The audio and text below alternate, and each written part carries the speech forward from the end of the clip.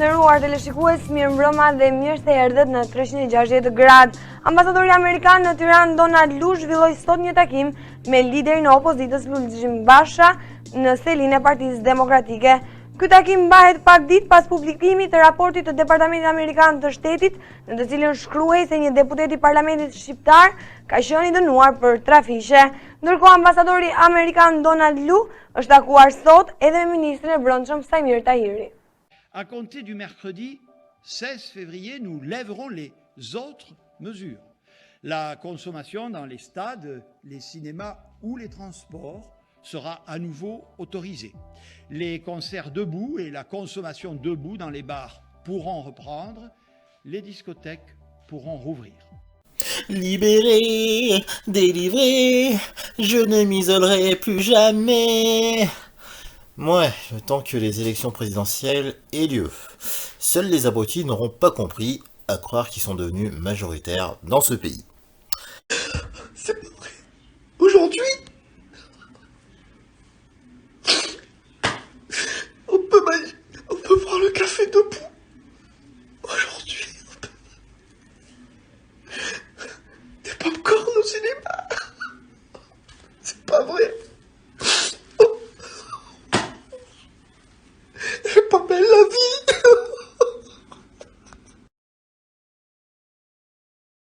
Vous vous souvenez de la fois où Trouls a interrogé Marius sur l'attribution de la Légion d'honneur à Agnès Buzyn? C'était lors du Zingueo News numéro 5 en janvier.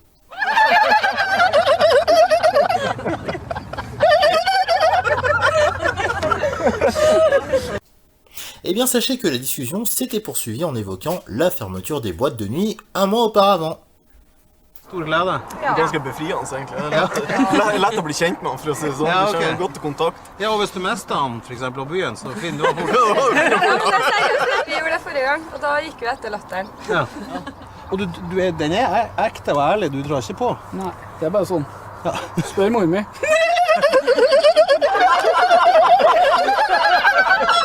Det er jo fantastisk.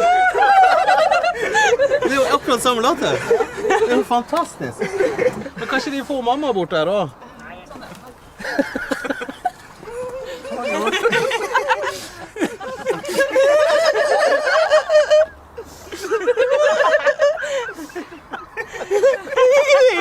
Hæ?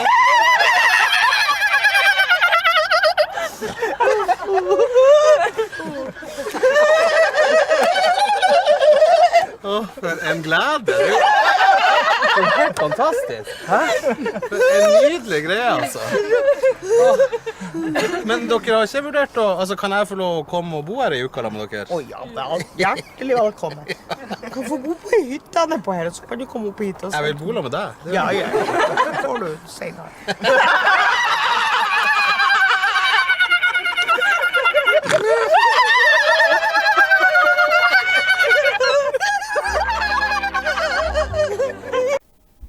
Jusqu'aux prochaines interdictions. Prokurori i përgjithshëm Adriatik Llalla është takuar sot me presidentin e Republikës Bujar Nishani. Mësohet se mes kryeprokurorit dhe presidentit është diskutuar në lidhje me ndryshimin e fundit në prokurori. Gjithashtu raporti i fundit i Dash mbi çështjen e trafikimit të qenieve njerëzore ka qenë një tjetër temë diskutimi mes kreut të shtetit dhe kryeprokurorit. Opozita ka prezantuar nga Zalia e Partisë Demokratike platformën e saj për procesin e dekriminalizimit që zyrtarisht do të depozitohet në kuvend në fillim të sezonit të ri. Kryetari i Komisionit të Posaçëm Oert Bylyk Bashi ka deklaruar se në themel të propozimeve të demokratëve qëndron modeli italian edhe në mënyrë specifike ligji italian i njohur si ligji Severino.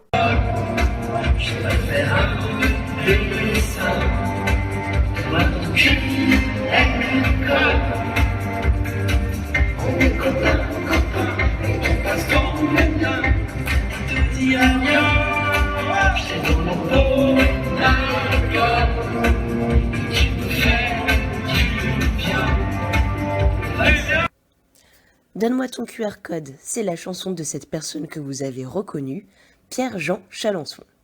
Rassurez-vous, Yel ne se lancera pas dans la chanson. De toute façon, les huées qui ont suivi la prestation l'en dissuaderont. Pierre-Jean est juste venu soutenir l'union sacrée du 5 février. Un drôle de retournement de situation, lui qui organisait des dîners clandestins, mangeant avec des membres du gouvernement qui souhaitent, eux, mettre fin aux manifestations du samedi. C'est vrai que tu t'es entretenu avec le gouvernement, avec une ministre notamment, concernant la crise sanitaire et les personnes qui ne sont pas salariées. Bah oui, parce que tu sais, j'ai beaucoup d'amis au gouvernement. Je crois que j'ai 4 ou 5 copains ministres, hommes ou femmes. Qui je connais bien Jean-Baptiste Lemoyne, qui est un copain, Riester, que j'adore, Franck Riester. Roselyne Bachelot, c'est une personne que je connais depuis quand même quelques années maintenant, que j'apprécie énormément. Et puis j'ai pas mal d'amis dans les ministères, en poste de communication, chez notre ami Attal. D'ailleurs, il doit venir dîner prochainement, notre ami Attal, que j'aime beaucoup. Beaucoup se souviennent encore de son lamentable mea culpa à la télé. Bien sûr que j'ai de la peine, c'est horrible, enfin, on vous traite d'antisémite, des trucs. Merde, je suis pas antisémite, moi. Excusez-moi. J'ai une mezouza à la maison, j'ai mes meilleurs amis, c'est Jean-Michel Cohen, Julien qui est un copain, Michael Kramer, enfin tous mes amis, et depuis 24 heures on dit que des saloperies, c'est horrible. En plus je suis gay, je suis homosexuel, je lutte contre l'homophobie, il y a un moment il faut arrêter quoi, c'est très méchant de dire des choses pareilles. Ah, le fameux « je ne suis pas raciste, j'ai un ami noir », ça faisait longtemps. Pris la main dans le sac, non pas pour avoir assisté à la fête d'anniversaire de Jean-Marie Le Pen, mais pour avoir fait un selfie avec l'humoriste Dieudonné. Sommes-nous à l'abri d'un autre retournement ? La question se pose, car quand le nom du petit puceau a été cité et qui a créé un tollé, Pierre-Jean s'est empressé, sans doute sous la pression, de revenir sur ses propos. Il y a quelques mois, j'avais rencontré à Paris quelqu'un qui travaillait dans le cercle d'Attal. On a parlé d'Attal, que c'est quelqu'un que j'apprécie.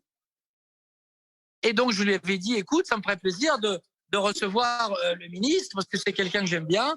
Et voilà, et donc, dis-lui à l'occasion qu'on se fera un dîner à la maison quand il y aura plus de Covid. Et voilà.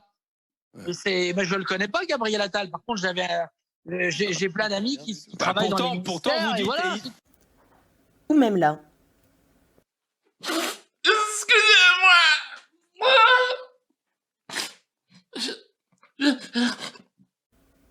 Mais comme on dit, on n'a jamais autant de résistants qu'à la fin de la guerre.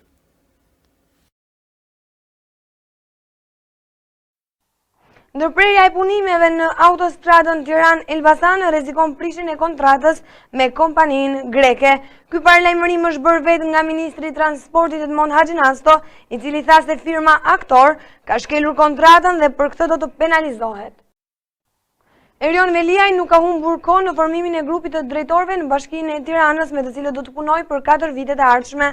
Në një ndër drejtorët e parë të emëruar nga kryebashkiaku Veliaj, ishte ai i drejtorit të Inspektoratit të Ndërtimor Urbanistik Vendor, Skerdi Drenova, zëvendëson në këtë post Florence Hoxhën, emri i të cilit është artikuluar shpesh nga Veliaj gjatë fushatës si abuzues me detyrën. Qeveria prezantoi sot sistemin e ri elektronik për mbrojtjen e pyjeve. I pranishëm në këtë aktivitet ministri i punëve të brendshme Sajmir Tahiri deklaroi se prerja e palishme e pyjeve është një çështje që ka shqetësuar qeverinë që në ditën e parë të punës. Quand Emmanuel Macron fait ses premiers meetings de sa première campagne il y a 5 ans, où il fait quasiment sa mue en direct, où il se met à crier, est-ce qu'il y a eu les mêmes critiques que vis-à-vis de moi? Donc la vérité est toute simple. Quand c'est un homme, bon, c'est des erreurs de jeunesse. Quand c'est une femme, c'est faiblesse. C'est toujours pareil. On a aujourd'hui des candidats hommes qui sont les favoris des médias. Donc on a effectivement un phénomène médiatique, machiste, qui se met en place dans cette campagne, où là encore, parce que les femmes sont différentes, parce qu'elles ont des modes de pensée différents, parce qu'on parle différemment. Mais bon, on va briser ce plafond de verre. La misogynie est un terme désignant un sentiment de mépris ou d'hostilité à l'égard des femmes motivées par leur sexe. Sous l'ère du poudré, le terme de misogyne ou machiste a souvent été crié par des femmes politiques qui pensaient que, comme dans Koh-Lanta, ça leur servirait de totem d'immunité lors d'un débat. La victimisation en usant de son genre étant devenue monnaie courante chez ces nullardes, on vous propose quelques exemples avec les spécialistes dans le domaine, les cruches d'En Marche. Bonjour, Prisca Thévenot, 32 ans, entrepreneur dans la vie. Je suis candidate pour La République En Marche dans la 4e circonscription de Seine-Saint-Denis. Donc, d'Éric Zemmour me pose un certain nombre de problèmes au regard des valeurs républicaines. Et oui, certains de ses propos sont extrêmement racistes. Comme écoutez, quand il passe son temps à expliquer... Laissez-moi répondre. Vous me posez une question, je veux bien y répondre.